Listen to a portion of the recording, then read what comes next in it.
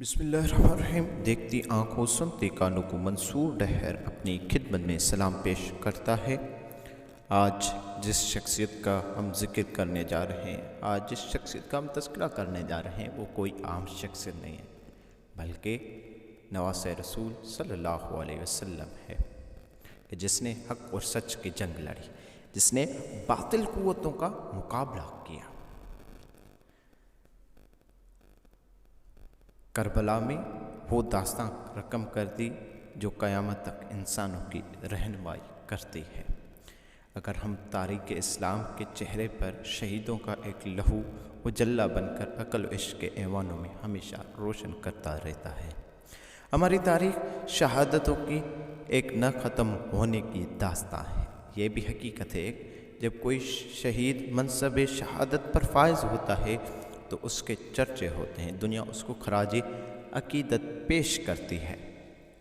لیکن ایک شہادت ایسی بھی ہے کہ ابھی شہادت کا رتبہ پایا ہی نہیں تھا اور اس شہادت کا ذکر عام ہو گیا، اور اس شہادت کا تذکرہ کرنے والی عام شخص نہیں تھی، بلکہ نبیوں کے سردار جناب رسول اللہ صلی اللہ علیہ وسلم تھے، اور اس شہادت کی خبر لانے والے فرشتوں کے سردار جبریل امین تھے، اور اس شہادت کا ایوان سننے والے صحابہ تھے۔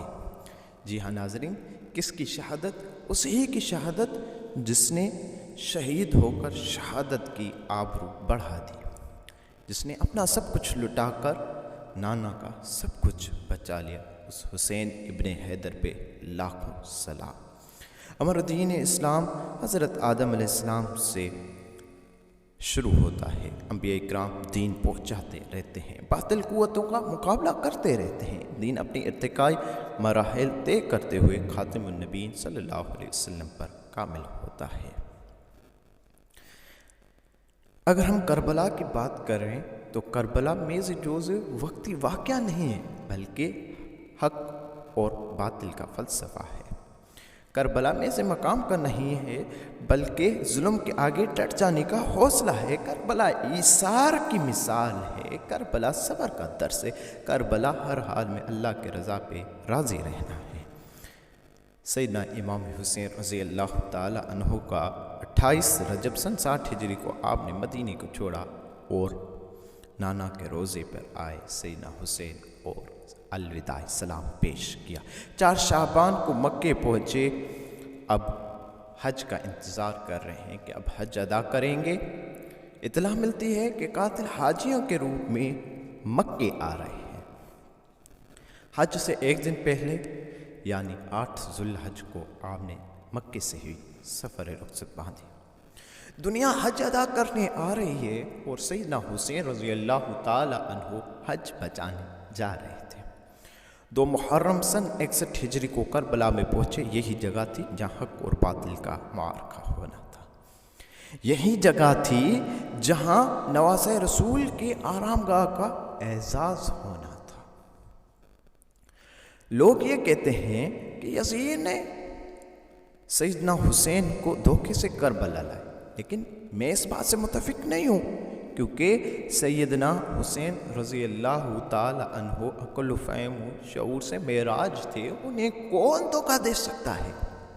بلکہ حقیقت یہ ہے کہ سیدنا حسین نے اپنی فراست سے اپنے قاتل کو گھیر کر کربلا لائے۔ اب واضح ہو جائے تاکہ اب ظالم اور اہل حق سامنے ہیں، اب کسی کا چہرہ مخفی نہ رہے گا، قاتل بے نقاب ہوں گے اور ہو گئے، اور آج تاریخ میں ایک ایک کا نام بھی موجود ہے۔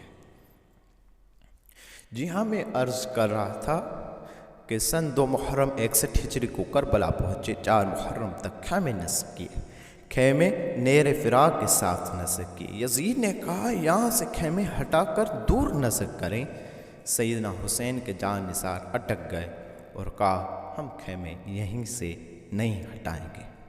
تکرار حد سے بڑھ گئی اور نوبت تلوار کشی تک پہنچ گئی۔ نواسۂ رسول صلی اللہ علیہ وسلم نے فرمایا ٹھیک ہے، ہم یہیں سے خیمے ہٹا دیتے ہیں، کیونکہ حسین جانتا تھا کہ اس موقع پر اگر جنگ مسلط ہو گئی تو کل مورخ لکھے گا کہ مسئلہ پانی کا تھا، پر مسئلہ پانی کا نہیں ہے، دنیا پر کھل جائے کہ مسئلہ پانی کا نہیں ہے بلکہ حق اور باطل کا ہے۔ ناظرین، 7 محرم اور پانی بند ہو گیا۔ کیا ظلم تھا! جانور نہر سے پانی پیتے تھے مگر آل نبی پر پانی بند تھا۔ اگر حسین فراق نہر کو اشارہ کرتے تو پانی قدم منہ سے آتا، فلک کی جانب نگاہ کرتے تو آسمان سے پانی آتا۔ سیدنا حسین مجبور نہیں تھے بلکہ مظلوم تھے۔ حسین اللہ کے ہر فیصلے کے آگے رضا پہ راضی تھے، اور میرا اللہ حسین کے ذریعے دنیا کو بتا رہا تھا کہ میرا بندہ ایسا بھی ہو سکتا ہے۔ 9 محرم یزید جنگ مسلط کرنا چاہتا تھا۔ سیدنا حسین نے کہا کہ آج رات ہم اپنے رب کے حضور سجدہ ریزی کرنا چاہتے ہیں۔ لوگ کہتے ہیں سیدنا حسین نے ایک رات کی مہلت مانگی تھی، لیکن ایسا کچھ بھی نہیں ہے۔ سیدنا حسین نے ایک رات دی تھی کہ سوچ لو تم کس نبی کے امتی ہو اور کس کے سامنے کھڑے ہو۔ یہ رات عاشور کی رات تھی۔ ساری رات حسین کے جان نثار اللہ کے حضور بندگی پیش کرتے رہے۔ رات کا ایک پہر ایسا بھی آیا کہ سیدنا حسین نے اپنے تمام ساتھی کو جمع کیا اور کہا یہ لوگ میری جان کے تڑپے ہوئے ہیں، میں تمہیں اجازت دیتا ہوں تم چلے جاؤ، کیونکہ سیدنا حسین کردار پیغمبر کے وارث ہیں۔ چراغ گل کیا اور کہا کہ اگر میرے سامنے چلے جانے سے شرماتے ہو تو تاریکی میں چلے جاؤ۔ چراغ روشن کیا اور سب موجود تھے۔ بات یہ تھی کہ ایک جانب جدوجہد خود کے لیے تھی اور دوسری جانب خدا کے لیے تھی۔ ایک جانب حسین تھے اور دوسری جانب حسین نہیں تھے۔ جہیں حسین تھے وہیں دین تھا، وہیں حق تھا اور وہیں سچ تھا۔ 10 محرم ناظرین کا دن آ گیا، معرکہ ہو گیا۔ نواسۂ رسول کے غلام جذبہ جان نثار سے سرشار ہو کر اپنی جانوں کے نذرانے یک بال دیگر پیش کرتے رہے۔ 72 جان نثاروں نے اپنی عین وفاداری تحریر کیا۔ ان 72 وفادار کی کیا عظمت! ان کی شہادت کے بعد جوانوں نے جنت کے سردار انہیں مقتل سے خیمے گاہ کی جانب خود اٹھاتے رہے۔ جوانوں نے بنی ہاشم اپنی جانیں فدارت کرتے رہے۔ بس نواسۂ رسول پیش نظر دین تھا اور میرے اللہ کے حکم تھے۔ یزید دین کی اصل شکل بگاڑنا چاہتا تھا۔ آپ نے 72 ساتھی دین کو قربان نہیں کیا بلکہ 72 ساتھی دین پر قربان کر دیے۔ اپنا خاندان پر دین کے قربان نہیں کیا بلکہ دین پر اپنا خاندان قربان کر دیا، خود کو دین پر قربان کیا۔ اتنی لاشیں اٹھا کر بھی یہ کہتے رہے کہ اپنی بات پر قائم ہوں، بیعت نہیں کروں گا۔ حسین اپنے ہاتھ کی قدر و قیمت جانتے تھے کہ میں نے بیعت کی تو حق کی بیعت ہوگی، باطل کے ہاتھ پر۔ جب سب ساتھی شہید ہو چکے تھے تو خود نبی کا امامہ سر پر رکھ کر اور حسن مجتبیٰ کا جبہ زیر تنگ کیے اور ہاتھ میں علی المرتضیٰ کی تلوار لے کے نکلے۔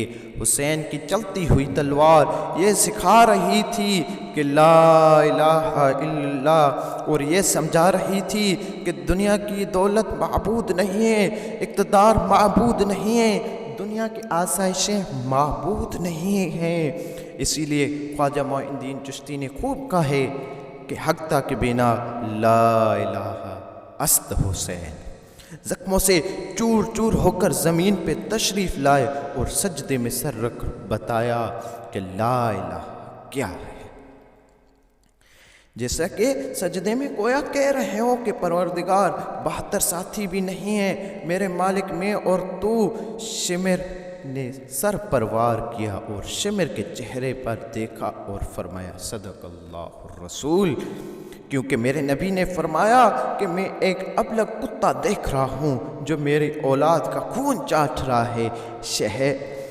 شمر کے چہرے پر ابلغ کے نشان تھے۔ شمر نے سر پر وار کیا، جسم سے دھار سر یہ اعلان کر رہا تھا، پروردگار میں بھی نہیں، بس تو ہی تو، بس تو ہی تو۔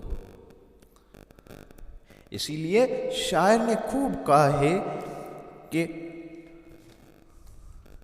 قتل حسین اصل میں مرگ یزید ہے، قتل حسین اصل میں مرگ یزید ہیں، اسلام زندہ ہوتا ہے ہر کربلا کے بعد۔ لا الہ پڑھ تو لیا، لا الہ پڑھ تو لیا اپنا مزہ تحسیر کا، لا الہ کے تہ کے نیچے خون ہے شبیر کا۔